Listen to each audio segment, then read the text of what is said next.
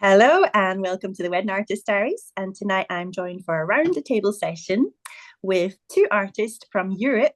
We have Renée van der Kerkhof, I'm not saying that right, and Camille from France. Hello, guys. Hello. Great Hello. pronunciation on my name. Sorry, I just can't do it.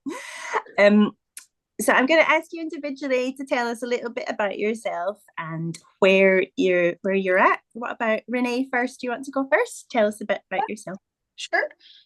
First of all, thank you for inviting us and opening the call to more diverse group of painters.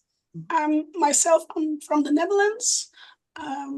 Before I dived into live painting at weddings, I've actually done a lot of live illustration, and I've studied illustration at Art Academy as well. And I've also been a courtroom sketch artist for Wow. I don't know how many years, several years. So I've always had live part embedded in my business. So tell us, we want to know how you became a courtroom sketch artist. I've never met a courtroom sketch artist. Well, it's actually a quite visible art form in the sense that people have seen one or at least one drawing at a certain point in the news. And Yeah. from a young age, that was an art form that had like a function. I've never been one for more abstract art or conceptual art. It's never really been my thing. I like it when it has a function, it has an audience, it has art does something, and it isn't just is art. So when I started drawing and painting more professionally, I thought, well, this is one very specific niche that I wanted to get into. But yeah, the first hurdle was like the magazines and the newspapers and that. And the TV shows aren't going to hire you if you haven't gotten any relevant work. But the courts aren't going to allow you in the court if you don't have an assignment from the media. So I did courtroom sketches during fake trials at open houses of the court. So that started most of the things. That's cool. Is it something that you apply for as a job then? Do they advertise in your country? It's like a freelance position. To connect it a bit to what we're going to talk about, I really had to express that it was something I wanted to do, and I wanted to show people that I was able to do that type of work with that type of like people wearing robes and that kind of drawing. So people had to be able to see it in my portfolio before they had the confidence to hire me to do so. Wow. Are you there every day? Do you go Monday to Friday? No. Isn't it too difficult to draw really during the whole thing, and you have to capture the expressions on everyone's face, and Yes. it looks really difficult to do. You can take reference pictures, but you can take photos during a wedding, but you can't in the court. Oh. It also is like a completely different vibe. Like courts are very serious and weddings are happy. Yeah, the vibe is really different. Yeah, there are sometimes people in robes as well, like the officiants, and there's official language and stuff, but it's different kind of important day in someone's life. Yeah. Oh, that's amazing. I guess you have to make sure that your characters look like the actual people as well. It's like an honest impression of the day, which is also something you do with live painting, or at least what I tried to accomplish with painting. Wow. And then so you've moved into live painting. Presumably it became quite popular and you've seen it and tell us about, so you're in Holland? Yes, I'm in the Netherlands. In the Netherlands. Holland is actually a specific part of the Netherlands, and I'm like from an outer region, so it's a kind of like a political thing to say that I'm from the Netherlands and not Holland. But oh goodness, it's like saying I'm English. I'm not English. I'm Scottish. Yeah, something like that. Yeah. So there have been a few colleagues who were doing this, but I didn't know any colleagues before I started. I mainly saw it abroad, like online. I saw American painters.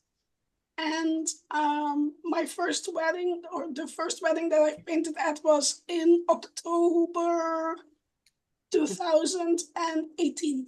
So it's been 5.5 years at this point. Okay. It's quite a long time. I didn't realize that it was popular in the Netherlands. I haven't seen anyone in the Netherlands online, to be honest. Or maybe I have. I don't think I have. So something I'll address. There are some colleagues, but nobody has put out so many videos as I have, which really works in my favor. Okay, so Renée, yes, your path sounds like the traditional path of we've all seen it in America, and we thought that's cool.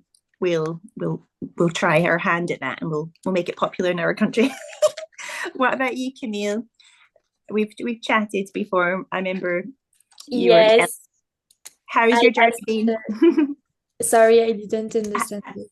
How has your journey been since we first spoke? It was a bit, crowded, as I can say. I met a lot of people in the industry. I did a lot of stage shoot at first because I didn't had a lot of opportunities for weddings. The first one I did was in October 2023. So I launched the whole wedding painting thing in 28 August of last year. So it's been less than a year. Yeah. Can I just say, for anyone who won't know, I think you emailed me maybe last summer, and you said you're in France and you're not sure how to make it not popular, Yes.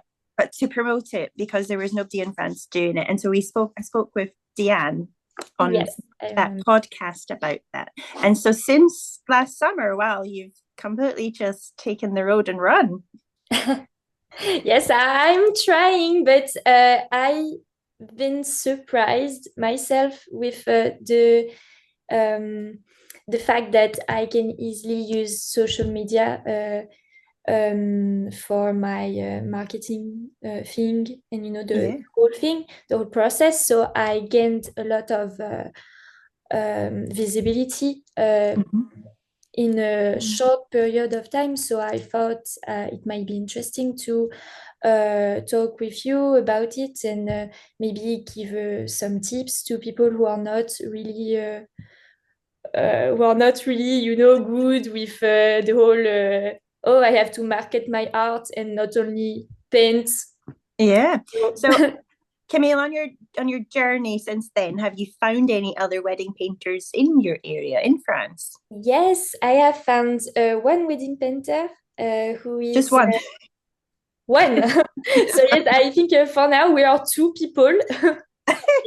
There is also one person, I think, who does, but it's most about the glitter thing, and she draw with glue on a canvas, and then she throws glitter on it, and it does a drawing. But I didn't have the opportunity to talk to her, so I only know one person who is in the north of France, and me, I cover.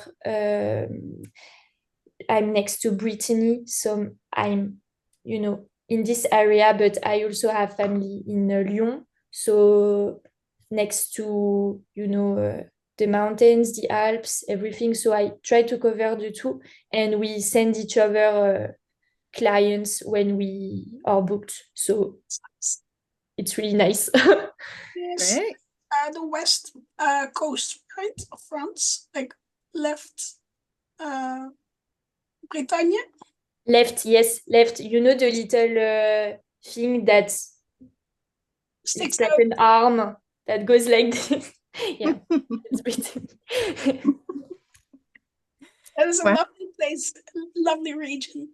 I didn't have the opportunity to really discover the cities there. I'm only in Nantes, but I will try to go there this summer. It's the project. So what is the culture of wedding painting in France now then? Are people very responsive to it? Are you having bookings?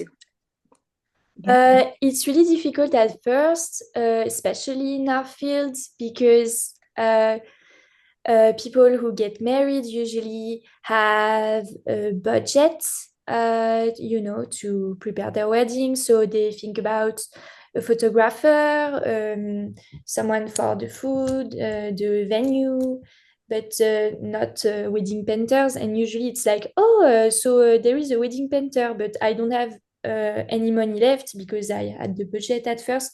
So it's really difficult to really step in and be like, hello, I'm here. I do this. It's fun and all. So it was really, it was difficult and challenging, but I liked the fact that it was something unusual and that people don't see. And the other vendor that does this gave me a lot of advices, and you too with I don't remember a name in your podcast. Diane. Yeah, a lot of good advices, and it was really great to start from a blank page and do your thing. So it was it was nice. It was really it made me really go there to find resources, to be to attract new clients, and really I had to study the marketing thing on the social media, and really I'm a bit passionate about it now. I think Very it's good. great. You sound like you've done very well. Yeah, it sounds like a very steep learning curve, we say it in English. Oh, okay. I learned a new word. Renée, what is the culture of wedding painters in the Netherlands then? Tell me, is there many? So there has been for about a decade. I mean, a decade is 10 years, right? Yeah. Okay. So there, for about 10 years, there has been an agency. Oh. And currently they have 9 live painters connected to them. But the type of painting might not be what you expect as like the general idea of a live painter. Because most do expect like a resemblance of a scene, like painting an impression of, for example, a ceremony setting or a dinner setting or a dance setting. But they also have a few painters that do like more graffiti or anime kind of manga kind of style. One one makes more abstract works that includes words, like things that are said in the painting. So it really varies. And that has existed for a while. But I didn't know that when I started. I have been in contact with them. And I've also worked with a different agency, but that was more like an event planner agency, and they've stopped their business by now. So I can say that it has also been a steep learning curve for me to work with an agency. And it has mainly learned me what I don't want to do, and that I need to be able to work on my own terms to be able to deliver the best work and still manage my energy and make my clients the most happy.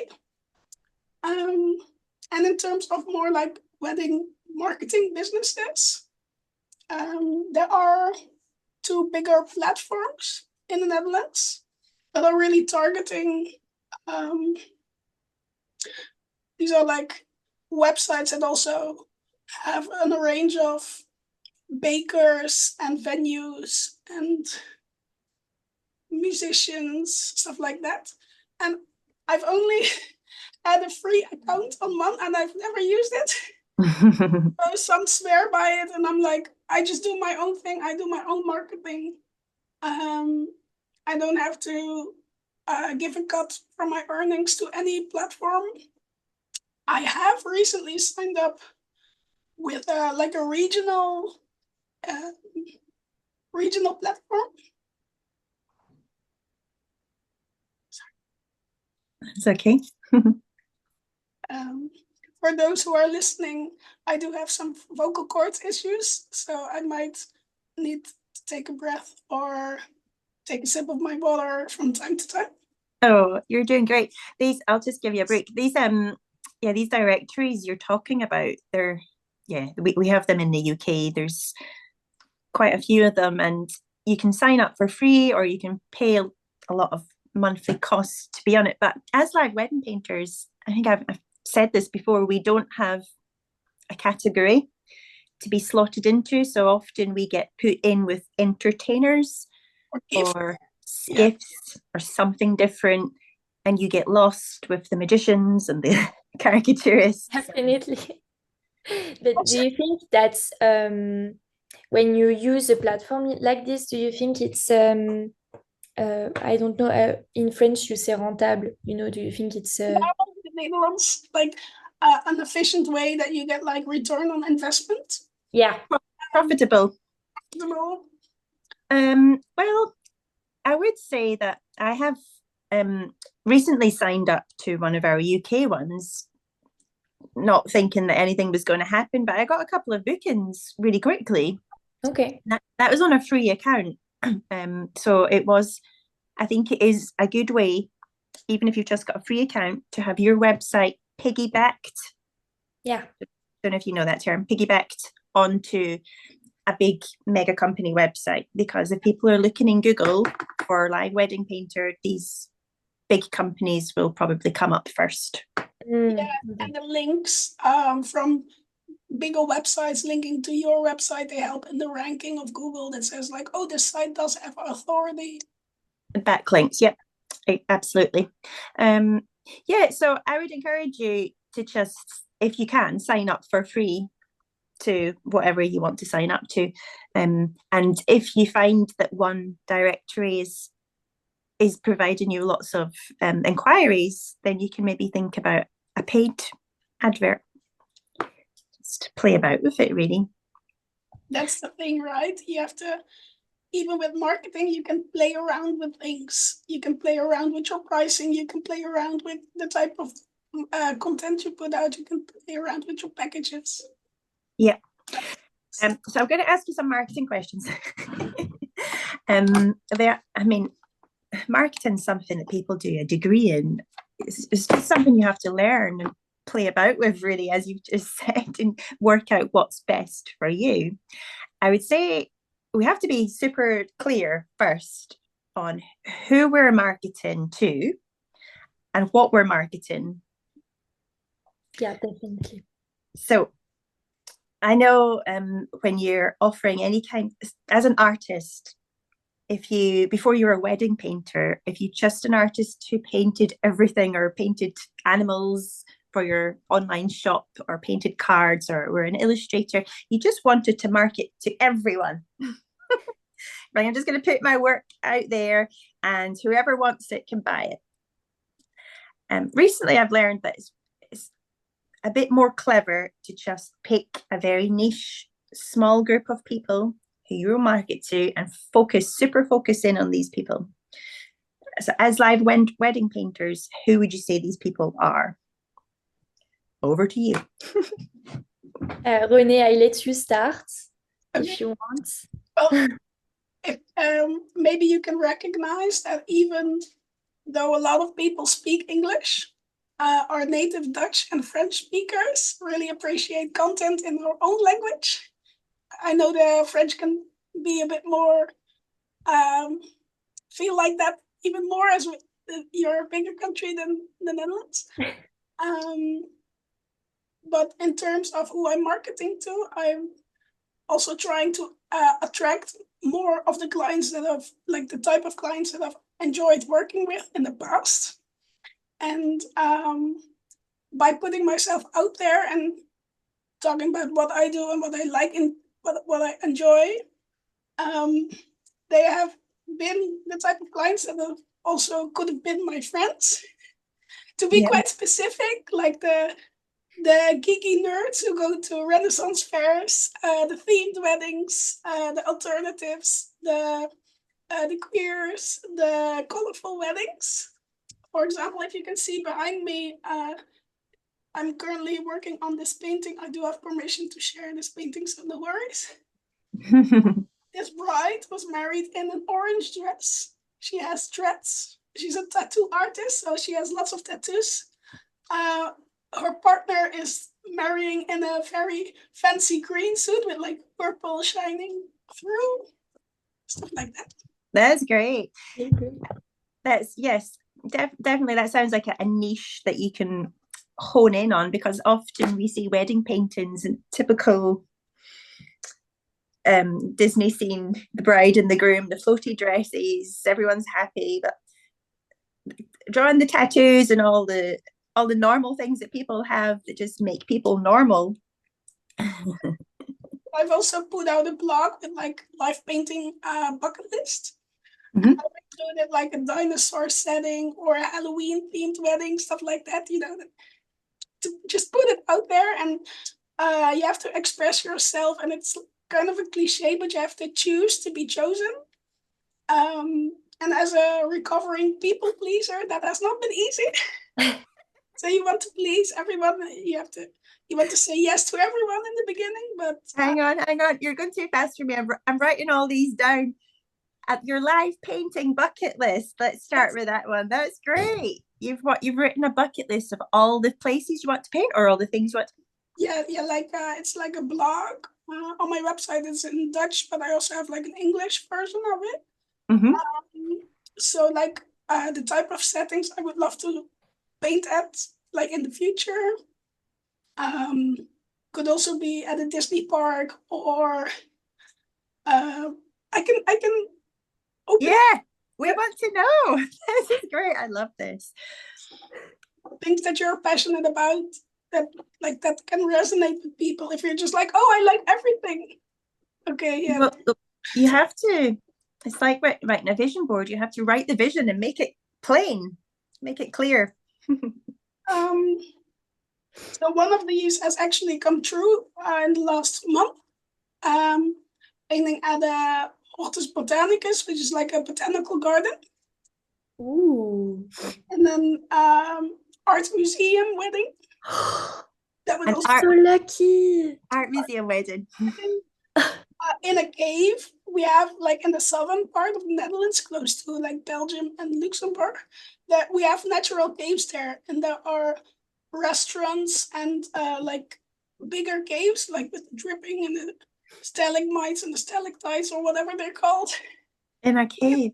Buried there. Like, how cool is that?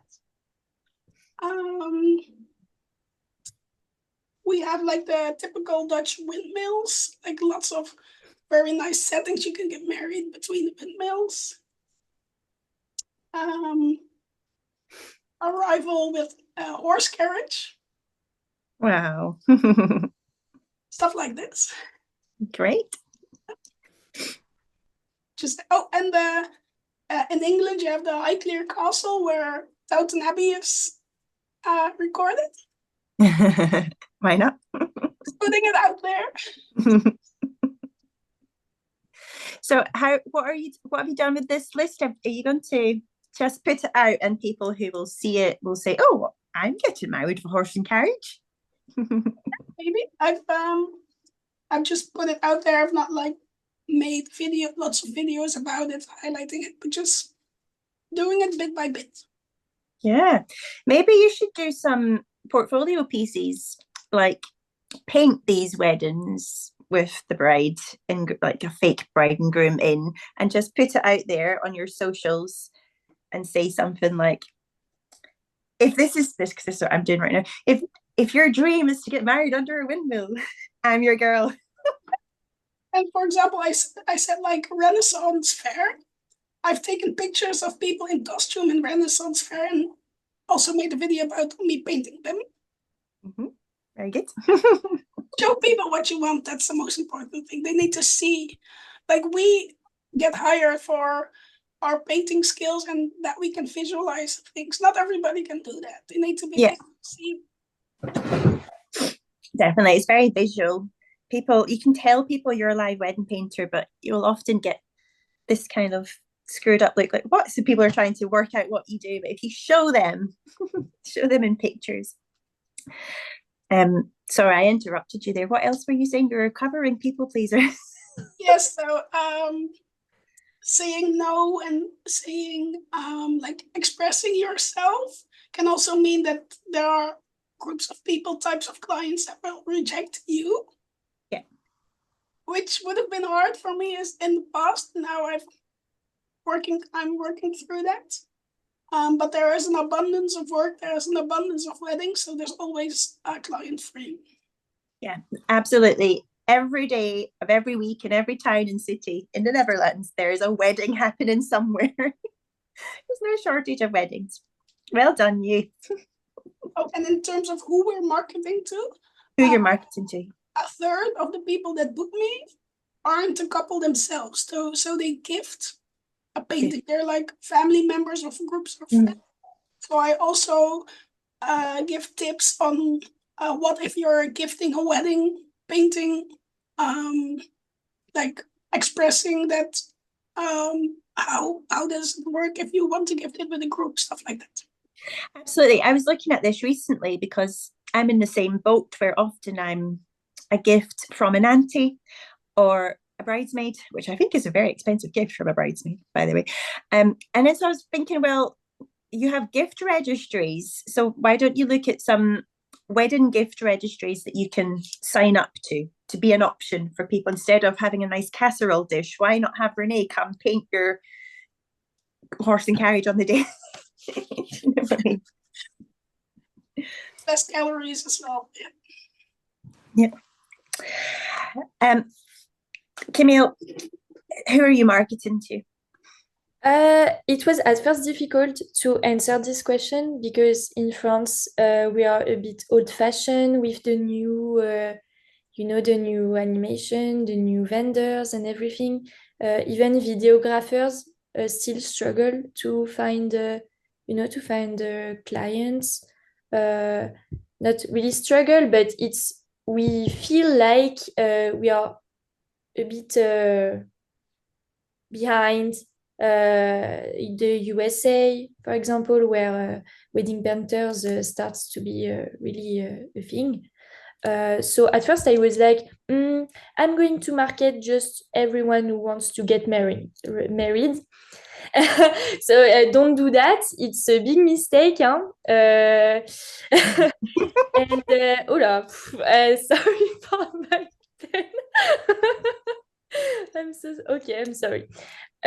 So yes, I realized that I had really to go into a specific niche. People who like art, who want something different, something original, and especially something that will make their wedding memorable. So usually it's people who will put more effort in, having musicians, I don't know, violinists, the people who likes to have a little something more, not only the basics, I would say. So I decided to really put the emotional value and the emotional value and the fact that it's not something you see at every wedding. And usually people love this because they want their wedding to be remembered by their guests, and they want people to be like, they had a really good wedding. I had a portrait of me, and so by that they are also they are giving like unforgettable dimension their wedding. And I think it's something that is really I think it's something that people want nowadays, not just putting money on the wedding and not just, just having a few things that, oh, okay, I remember there was a wedding painter in the machin wedding. Yeah. Sets them apart. So I would say your style, Camille, is very traditional Renaissance, beautiful type of art. And it kind of goes hand in hand with being French almost. French people like to do things properly, don't they? Like they dress properly, they eat properly. And I think when you say that they're struggling to accept all the mod cons of maybe a videographer and things creeping into their weddings because they're stubborn to keep age-old traditions. Yeah. So maybe I'm talking rubbish, but but if you can, if you can bank on, that's not the word. If that can be your thing, to be this traditional artist and then resurrect the ancient arts, the Renaissance style painting, that's great. People would love that. Yeah, I'm trying because I'm still an art student, so I think because we learned the classic thing, grisaille and everything, my mind is like, okay, I have to do the classic thing. Maybe in the future I will evolve in another style, but for now I'm really in the, okay, it has to be pretty and everything. And I just try beforehand to talk to the client to know exactly what composition he wants. So usually I do little sketches and he's like, oh yeah, okay, I like this one. And we know exactly what will be on the canvas and exactly, just the composition. So we know what I am painting, and except if it's a surprise from a bridesmaid or something, it happens. But yeah, I like to be organized, and everything has to be planned, or else I panic. So yeah, I like when things go, square. I don't know if it's a word. That's interesting that you show the client your proposals. I've never done that. Yeah. I sometimes do that. I do, just like Camille, I like to manage client expectations. Mm-hmm. So take them along in the process, and so you know what to expect and they know what to expect. And I've done sketches a few times, but mostly you do like discuss composition or previous examples so that they can see, because they need help with visualizing their vision. Yeah, definitely. Yeah, I've had discussions with clients on Zoom calls to say, what do you want? Do you want the background in? Do you want people in? But I've never actually thought to give them a drawing. Yeah, it's really convenient. I like to do that personally.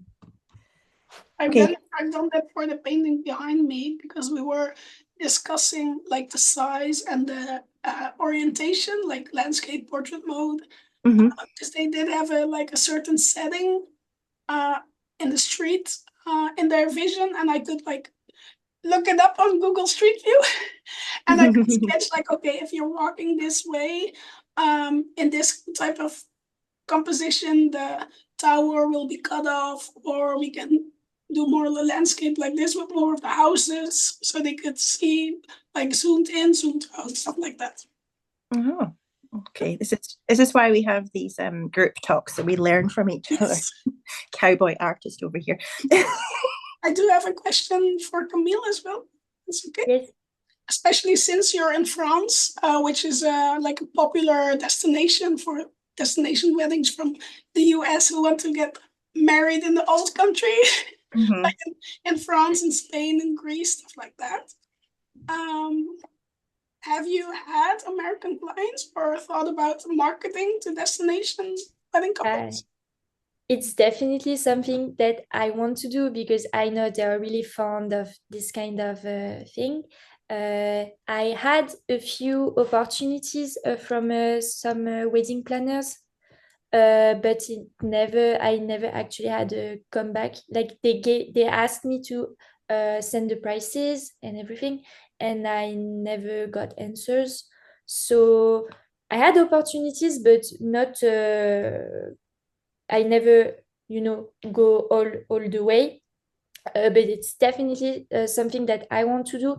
I just noticed that when I turned, some reels on Instagram in English, I had maybe I have to go in a little deeper, but I had less interactions and less good statistics overall than instead of classic French. So I don't really know how to market this type of people because I want to do it in English, so everyone can understand, and I can attract luxury wedding planners and destination wedding vendors and everything. But I don't really know how to get in, because at first you're like, oh, okay, I do in French. And when you start to get a little fame, you're like, I can do destination weddings, and you're like, okay, how I do it. So if you have a few tips for me, I would be glad to listen to your point of view. I would say the first thing is, if you're putting posts on Instagram, do you think it matters what time of day it is? If you're targeting English people speaking in America, they're going to be asleep when you're posting in France. Because if I post anything here in the UK, anytime before 5 o'clock, nobody sees it. American people see it sometimes, or people on the other side of Europe, but I'm not sure. It's kind of logical that if you usually publish in French and your audience is French, they might connect with English content way less. And Instagram tends to mainly show it to the people who are already following you. There are some changes coming in the algorithm, but still, it's mainly who's already following you. While TikTok, I don't know, Cheryl, if you use TikTok. I didn't start TikTok, but I wanted to. So you are a great person for advices. TikTok has really, in 2023, I started with 30 followers, and I ended TikTok with 5,000 followers last year. And I've really experimented a lot. I've done lots of different type of content on TikTok. And it tends to show, every video has a chance to be shown to new audiences. So to land on the For You page, which reaches other people than only those that follow you. Okay. So do you think it's clever to, if I want to start a TikTok and only to market destination people who want to do destination wedding in France, do you think it's clever to start only in English, even if I'm a French person and I'm in France? It doesn't have to be only in English. You can do both. Oh, okay. Good idea. Why don't you have duplicate accounts? 2 accounts that are exactly the same, but one's in English and one's in French, and you can try and target. If you start following just follow all my followers for a start in your English account, and then you'll get friends of friends of friends of friends, if that makes sense. Okay. I would make a duplicate account, and one would be English, and that'd be targeting your English people, and then keep your French account, and then it'll confuse Instagram. I don't know if that'll work. I don't know if Instagram will work out what's happening. It would be a lot of work too, because you really have to put the work to be visible and to get the algorithm to like you. So you have to be really there, and put out stories and everything. So if you have 2 accounts, it would be double. It would double. Well, you're just posting exactly the same at the same time on both accounts. Oh. So if you just cut and paste, just post, cut and paste, post, cut and paste. Yeah, definitely. that make sense? Right. And you can take everything that you've already posted on your French account and cut and paste it into a new account and put it in English. That would be what I would do if I was bilingual. Okay. Do you currently have things like destination wedding in your like bio or in the posts or on your website, stuff like that? Like the term destination weddings, France? No, it would be a great idea to add it first. I think it's the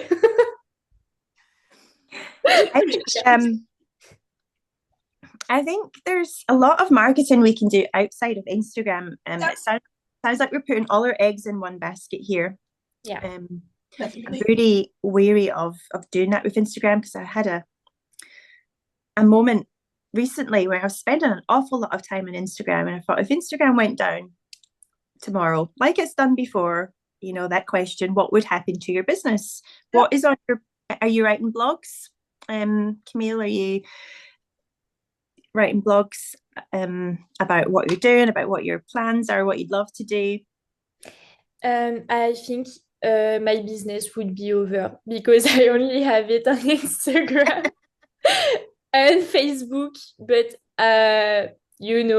Facebook is Facebook, so Instagram works better. And no, I know I have to, put my eggs in other baskets, as you said. I didn't have time to really create a blog. I really want to have like my own website, but I'm a bit lost in the whole process thing. I asked a few people that do, websites, and I'm like, okay, it's expensive, but I mean, it's the work, it's the value of their work. So it's normal that it's this price. But as someone who begin in less than a year, it's just impossible to invest in something like this. So I'm looking for alternative. Do I have to do my own website? Do I have to do like a one-page website or something on Wix? I don't really know what to do. I know I can do like a TikTok account. It's okay, and I have Pinterest too. But for the website thing, I really need advices because I think websites, they don't have to be fancy at all. yeah. You just need, as an artist website, very minimum, you need your your portfolio page, front page, saying what you do, who you serve, with keywords like, I'm a live wedding painter in I love to paint weddings for you need a contact page for people to contact you, probably a service page of things that you do. Yeah. Services, you don't have to put your prices on there, but just say people can contact you, and that's really all you need. And you can make your own website it's very, very easy. I've got a few websites for different adventures, and I use WordPress, and I love WordPress. It's more of a blogger's website. Okay. It annoys me that I can't get a shop on WordPress without having to buy some kind of expensive package. So did you make your own website in WordPress, or did you hire someone to do it for you? No, I just made one. You get different levels of packages: a personal, a business package, and but it's very simple, super simple. You just go into WordPress, Camille, later. Okay. But I'm not sponsored by WordPress by any means. There's probably lots of other. I mean, sorry. Some people use Wix, as you said. You mentioned Wix. Do you use Wix, Renée? No, I have Weebly, but it's kind of like Wix or Squarespace. Squarespace. Lots of artists use Squarespace because you can get your images on there. Depends if you want to sell art. I love these. Some artists are very against selling art on their website because they like to go for galleries, but other artists like to have an online shop. So you have to use the best platform for whatever. And you just said don't put up your prices. I don't know how it's in France and how much you talk about money, but in the Netherlands we're very direct. And if you're like, I have to inquire to get a budget idea, they're not going to inquire.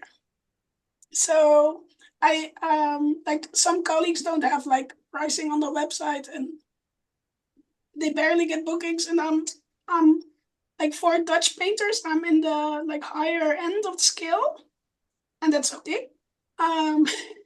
But my website also filters out like people who are below my budget or who are looking for a different style or whatever they are looking for that doesn't match with me. And having the prices online and having things like I'm booked for those months, that really saves me a lot of time as well, like filtering and responding to those inquiries. Yeah, I find that as well. If I've, I've had seasons where I've had my prices on and then I've taken my prices off and I've changed my prices, and then I found that when you don't have your prices on, you get a lot more inquiries because people send you inquiries saying, how much will it be for you to come to my wedding? And then they might want to book you, or you might never hear from them again. These are not your people. And then I've had seasons when I've taken my prices off and I've not heard anything for 2 or 3 weeks, so I start to panic. But I've had peace. I've had peace in that season. I'm not. But it's scary, right? If you walk past like a shop, like let's say dresses, and you're like, oh, I like those dresses, but you can't see price tags anywhere. Yeah. And like I don't have like the fancy credit card option, so I'm just gonna walk past. This is too scary. Like people who are organizing a wedding, like they will usually do that for the very first time in their life.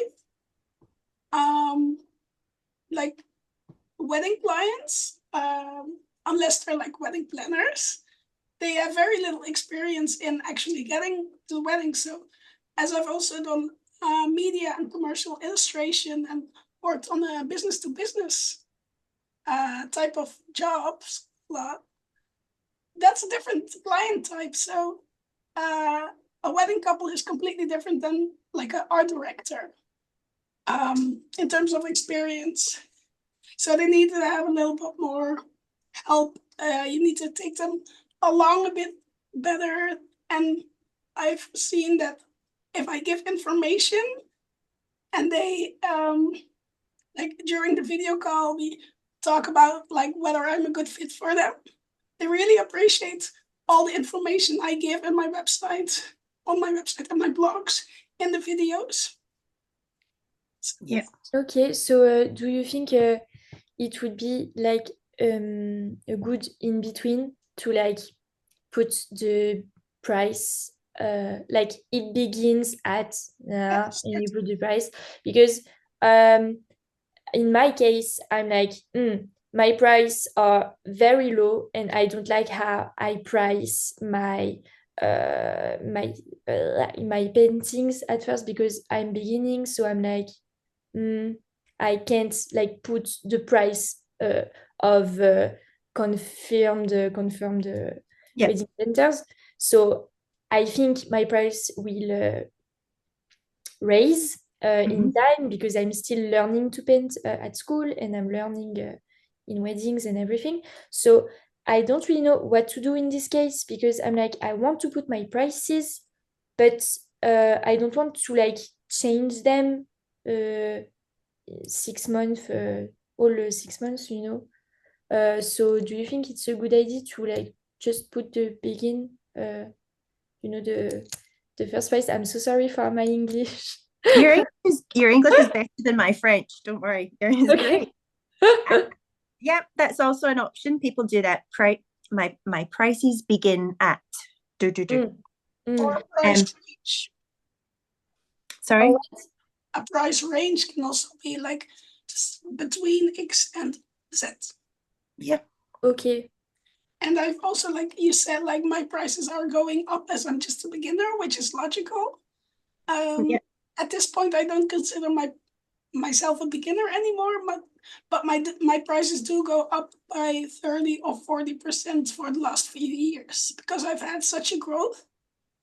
And I usually put somewhere in like my brochure, or when it's like December, I say the prices go up starting January 1st, something like that. Yeah. Okay. Why do you consider yourself that you have to be cheaper? Camille. Okay, all the attacks suddenly. You don't have to answer that. It's just something. No, it's great to have the whole conversation. I don't really I'm not really full confident in my prices. Maybe more in the watercolor guest portrait. I think I do a good job, so I really want to raise the prices before I want to do my prices begin at. But for like the whole the canvas, the acrylics on canvas, I'm not confident yet to really raise my prices at the price I want, because I still have a lot of room to improve and to really be like, okay, my prices are really there, and I don't know how really to explain, but for now, I think that I'm not qualified enough to put a price that other wedding painters do, but I don't want to put it too low because it would decrease the value of everyone.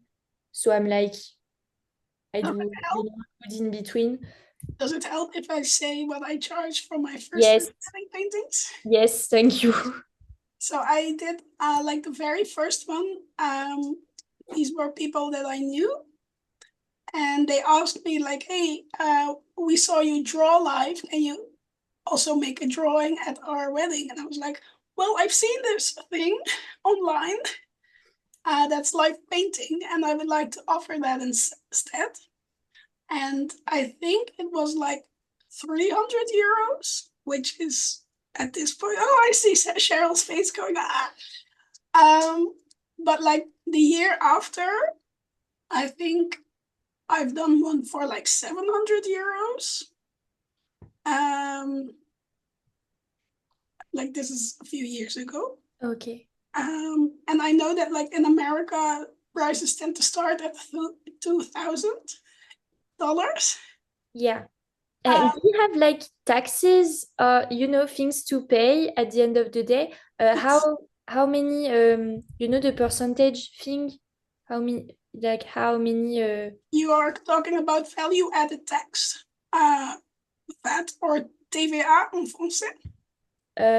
No, not TVA. I don't have TVA, but the whole. I don't know. Maybe it's just a French thing, but the social tax. Or like income at the year after a year. No, it's for it's called URSAF in French.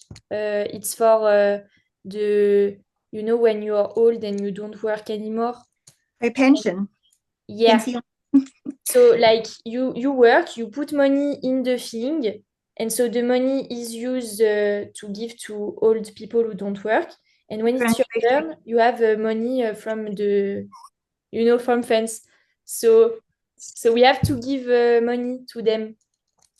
So I wanted to know if it's just a French thing, or if you have to pay this, or if you have taxes or We do have certain taxes yeah. at the end of like after a year, and I do like invest in a pension fund. Okay. I do have value added tax. I do have to pay that, which currently the art level in the Netherlands says you have to add 9% to all products that are art pieces. Okay.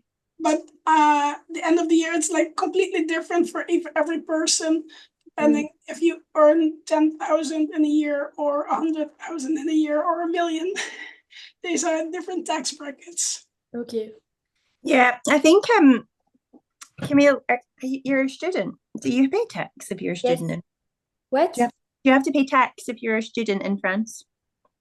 I'm so sorry. Can you repeat? You're a student, yeah, art student. Yeah. Does it Are you not tax exempt? No. I work there. No. I mean, I'm tax exempt because I earn less than a certain amount of money to have TVA and to have taxes. So I just have to pay the social things, for chômage, for people when they don't work because they are sick, and so they have any money anyway. And it's for the socials in general, and it's mandatory for everyone who works. So it's like it's an additional tax, but it's like a social tax. It's not a tax because you are on your own. I think I'm not sure about France. In the UK, we have something called Business Gateway. They give advice to small businesses. Yeah. And maybe you have the equivalent in France, but perhaps you need to find somebody who can give you advice on how to pay tax, how to pay all the legal things. But yeah, I think you need advice from your countries. Yeah, definitely, and more because also because I need to know, my when I put my prices, I'm like I don't even know how many money will go into the country. So do you like base your prices on, okay, I know my taxes are this this much, so I will charge this much. Do you do that, or sorry? It's okay. Yeah, well, in the UK, I don't know about France. In the UK, I'm self-employed. Yeah. And so at the end of the year, I have to do a tax return with the government. So I have to tell them how much I make.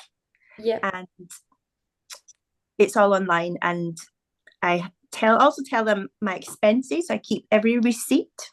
Yeah. Keep all my receipts for travel, food, art supplies. Okay. And it's a balance in, balance out kind of job. And I pay tax on my profit. Okay. I'm also an enfermeria. I'm a nurse. I'm a nurse. Oh. I work as a nurse, but I don't do that anymore. I just do maybe one shift a week. So I have to watch how many weddings I take because I also have 2 jobs now. Oh, okay. So yes, I only do so many weddings a year. And I've based my prices. I base the amount of weddings that I take on that. I don't charge too much, but I don't do too many weddings. I also don't charge £300 now that I used to charge when I first started. But when you first start, sometimes people book you for 2 years in advance. So like maybe last year I was working some weddings where I'd only charge them what I charged at the beginning. Your prices have to be still okay for you to work with like a year and a half in advance from now. Yeah.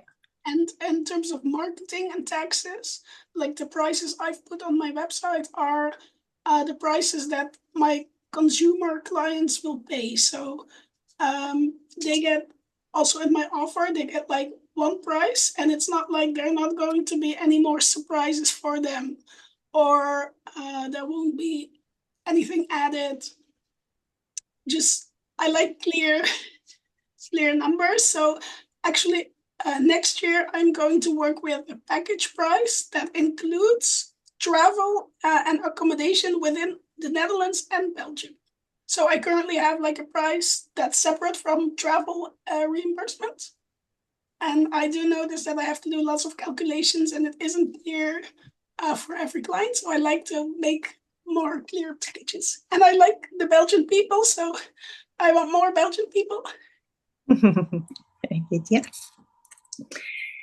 Yeah. You're okay. You look like you've been bombarded with lots of information. So I'm okay.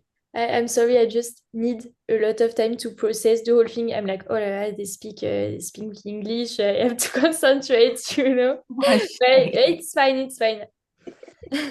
I have to say, for I don't know a lot of people from France, but for a French person, you can talk really well in English. Yeah. Oh, okay, thank you so much. I was so nervous about the call. I was like, you have to be a good French person and be like, no, not all the French person are bad at English, but you know, it's not good.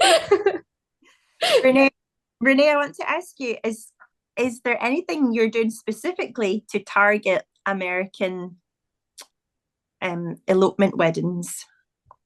Well, I only recently, like last week, had my first American couple who got married at a castle in Belgium.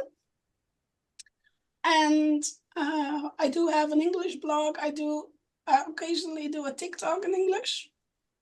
I'm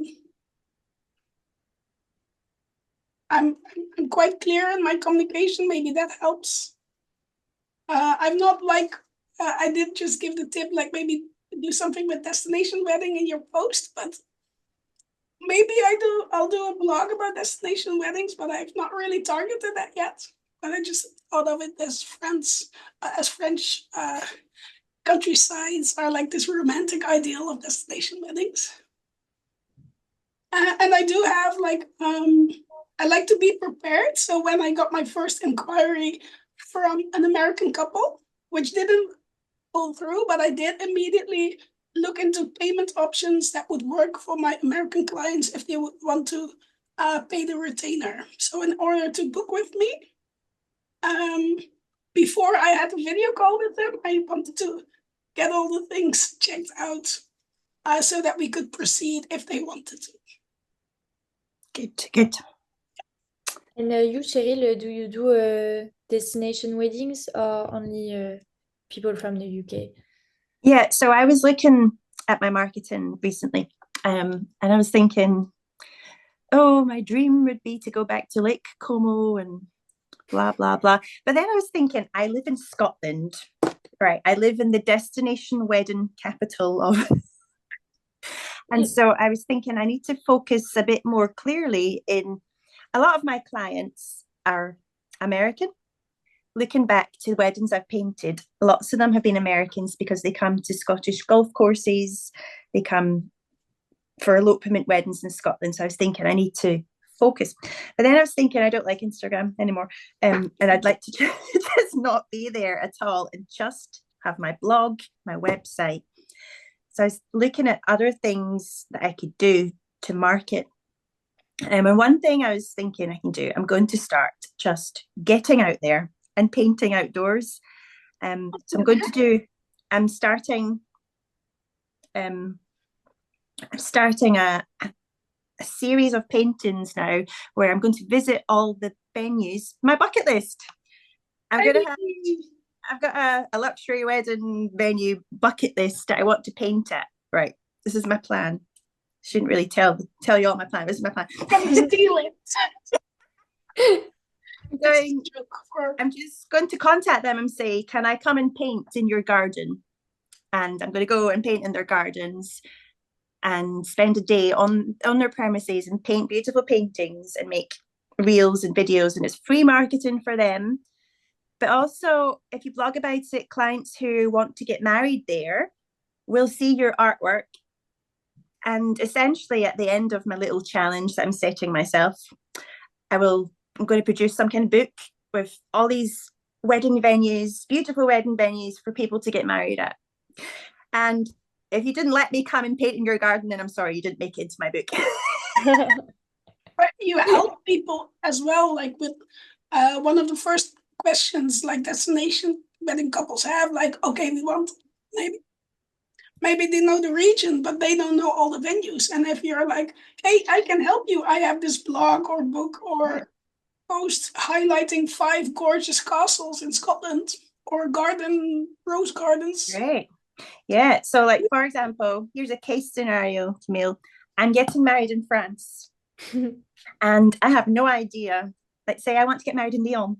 I have no idea where to get married. I don't even know what's possible. Can I get married in a French castle? Can I get married in a vineyard? Can I get married in a little, I don't know, where do people get married in France? In Fourvière, it would be the dream. It's Yeah, a big basilic, you know, the cathedral, like on top of mountains. It's like so gorgeous, and there is like it's like a cathedral in on top of a mountain, and there is so the inside of a cathedral and the cathedral itself is just gorgeous.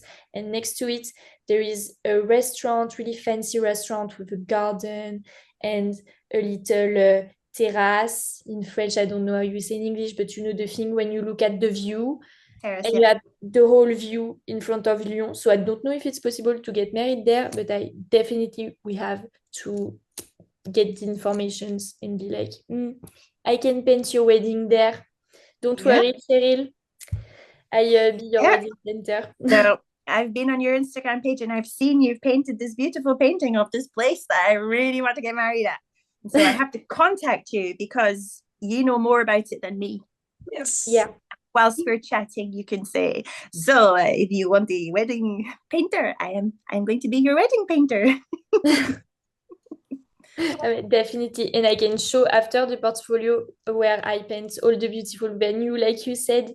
I think it's a really, really great idea. So if you don't mind it, can I try it myself? Of course. Anyone can try it, as long as you're not in Scotland. She has like the little like flags at the border, like this is my come here. I might even venture into England a little bit. I think venues are great. Like last year when I did lots of TikToks, it's also like extra content. If you just make one video about your painting process, but during the day you have like a view of the restaurant and a ceremony setting, and you have like 3 or 4 clips. Yeah. And you introduce it like, lovely romantic venue. They have this much capacity, and then you end the video with your painting there. Boom, you have another content thingy. And it's practically no extra effort. And it's free. It's free. Well, clearly. That's the stuff people click to save or click to send someone like, inspiration for venues. Yeah. And so you're kind of solving people's problems, as they say in the marketing world. What problems can you solve for people? Well, they need venues. They need venues. They need their doubts. They're like doubts. Do I say it correctly? Like they're doubting.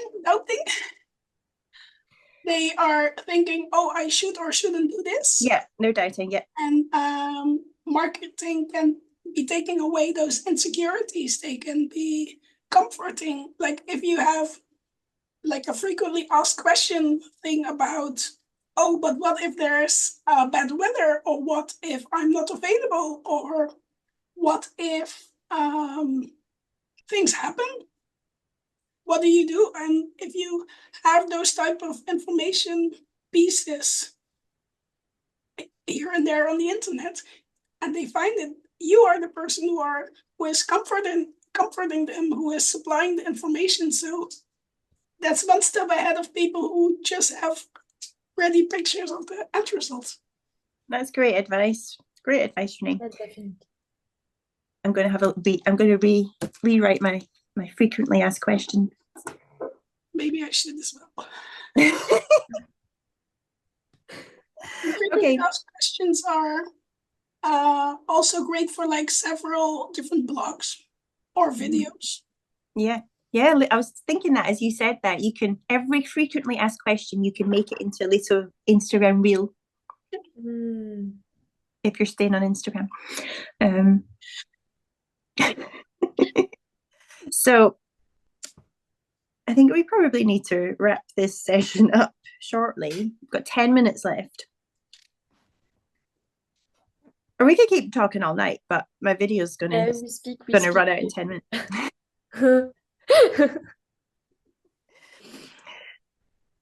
So yeah, for answering the the question with problem we are trying to solve, I usually stumble on the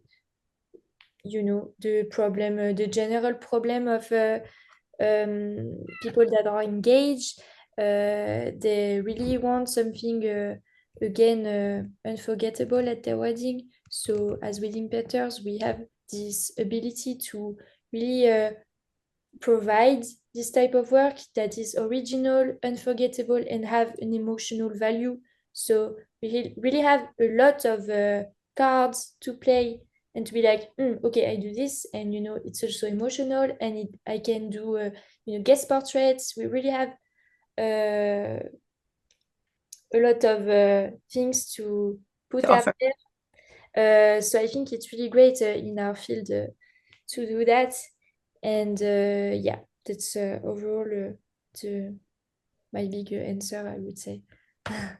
Super. Yeah, I think that's what we all think when we think of the question, what problem are we trying to solve? Well, people want something wonderful for their day. Yeah. Inspirational. Inspirational, yeah. And we can definitely put a blue sky instead of a rainy sky when it's not rainy. Yes. And in the UK and in the Netherlands and in Belgium, we have lots of rainy days.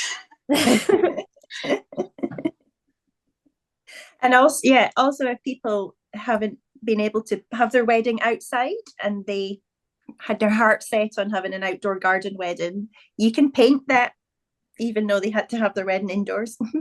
You can make it happen. Can make it happen. Definitely, yeah. I could tell people, people say when I do guest portraits, oh, can you make me thin? I can make people tall, short, I just can't make you richer. Yeah, I don't do that, but that's more like a personal thing, because I'm more in the realistic style spectrum, and I'm also like 100 kilos myself.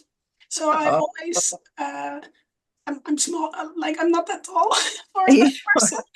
So I always, like, when I talk about people's insecurities, I can say, like, we can get an angle or a composition that you're comfortable with, and I will paint everybody beautiful in their own shapes. So that's like a personal thing that I find.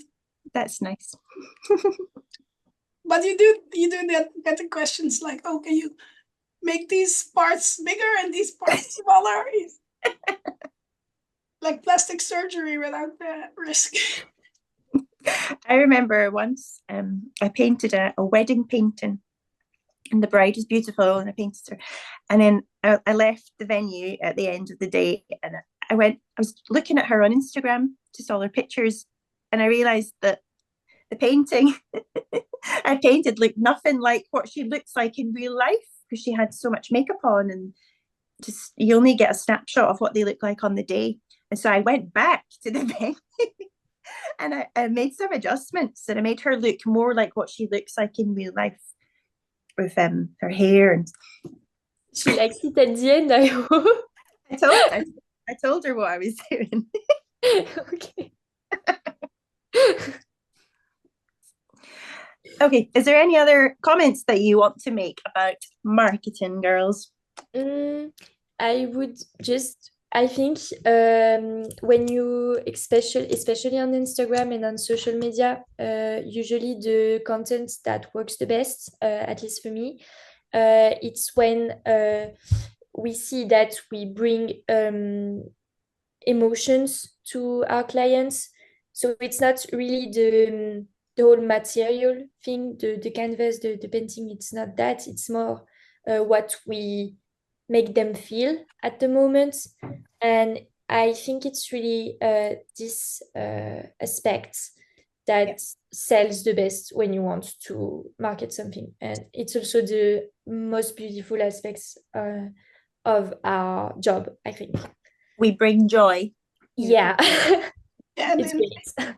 In marketing terms, it's also like social proof. When people see you evoking your work, evoking emotions with other people, to say like, oh, I want that experience that somebody else has had, and I'm safe with choosing for you because I know that your work can have that kind of result. Yeah, that's good. And my tip, would be to be nice to photographers and videographers. So I do, which sounds like a scam, but I do generally enjoy getting to know these people, and I've recently taken up photography courses so I can talk a bit about gear with them. So I respect them and I never demand anything, but I always appreciate and try to be respectful about photos and videos. Like if they don't want like something cropped or edited, but they are so like generous of sending me pictures and videos of working in a scene that shows other people what they can expect with in terms of easel and how I'm working there. These are great marketing tools to use and to cross promote each other. Absolutely, yep. And I also like, because I usually take photos anyway of like, for example, the ceremony setting, I will usually take a few clips of them behind the scenes as well. So they have that kind of footage as well. Great. My tip would be to be nice to everyone on the day, yes, because even I know that you are, but your on-a-day wedding coordinator works at that venue all the time, and she will be seeing the next bunch of clients who are coming through the door, and she can advise if they're looking for a wedding artist at any point. And they're the people who are going to be posting on social media the day after. That always helps when the venue posts. I've certainly got bookings from somebody saying, "Oh, I'm getting married at that venue next year. I wonder if you can come to my wedding." Like an exact booking like that for September. I'm going to paint that lovely castle that and that wedding couple actually found me through the castle. They were searching on like the location on Instagram. Okay. Also, a good, I don't know, maybe you all do it, but okay, it's when you paint the guest portraits, and it's really easy to connect with people at that time, and you just put your cards out there, and it happened to me that a person just decided, like a guest decided to book me for a friend wedding. Yeah. And it happens a lot more than we think. So really connecting with guests is the best we can do. And do a little joke and definitely your guests are your, I don't know what the word is in French or Dutch, but if you're selling anything else, like I like to paint portraits, and the guests are my clients, so I always leave a little card saying I'm a portrait painter as well. If you ever need a portrait, like a proper portrait, type like a portrait. This is mouth to mouth or face to face marketing, because they've met you in person and now, and they can see. They see that you're actually a person that you can deliver, and they've seen it with their own eyes, and that's more social proof than you can ever get online. Definitely. Okay, I'm going to wrap up now then. I'm just going to ask you to tell us both where we can find you online. Renée. So this is actually funny, as we talked about international things, and my nickname / artist name doesn't work at all in English. Because in Dutch, if you say something is small, like no, that's all, you add tje behind it. So my nickname is Neetje, from Reneetje, which is spelled N-E-E. No. I'm gonna link it in the notes. That helps. Neetje. N-E-E-T. I don't know how to spell in English. Camille. Yeah, it sounds like nature, but it's not nature. Nature. Okay. So me, it's Rosie with I and E at the end.